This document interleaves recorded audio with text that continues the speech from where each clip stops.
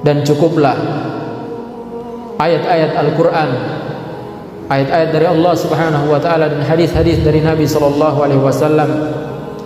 yang mengingatkan dan menjelaskan kepada kita tentang kewajiban untuk selalu mempersiapkan diri dan selalu mengingat-ingat tentang kematian.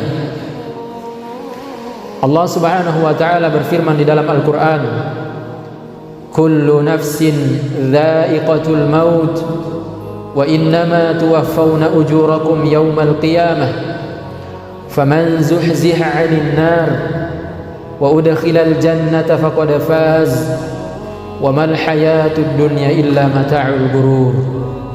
Allah Subhanahu wa ta'ala berfirman, setiap jiwa, setiap yang bernyawa pasti akan merasakan kematian, dan hanya pada hari kiamat akan disempurnakan balasan dan pahala-pahala kalian.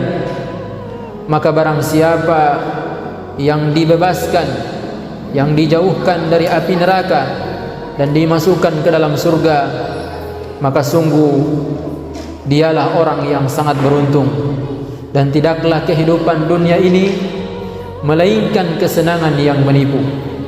Ma'asyiral muslimin, jemaah Jumat yang dirahmati Allah Subhanahu wa ta'ala, dalam ayat yang mulia yang baru kita bacakan, Allah Subhanahu wa ta'ala ingatkan kepada kita bahwa setiap kita, setiap manusia pasti akan mati, cepat atau lambat, mau tidak mau, siap tidak siap, semuanya pasti akan mati, semuanya pasti akan kembali kepada Allah Subhanahu wa ta'ala.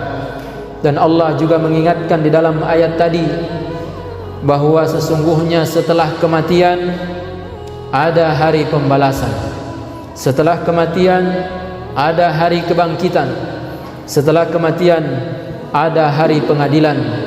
Kita semua akan berdiri menghadap di hadapan Allah Subhanahu wa ta'ala.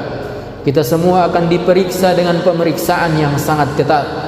Kita semua akan ditanya dengan pertanyaan-pertanyaan yang sangat detail dari Allah Subhanahu wa ta'ala tentang setiap perbuatan dan apa yang kita kerjakan selama kita hidup di muka bumi ini.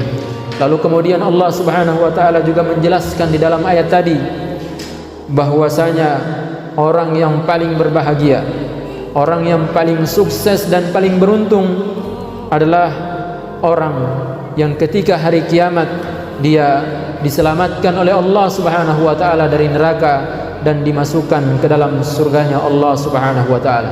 Allah Subhanahu wa ta'ala juga mengingatkan di dalam ayat tadi bahwa sesungguhnya kehidupan dunia ini dengan berbagai pencapaian kita di dunia ini hanyalah kesenangan yang menipu.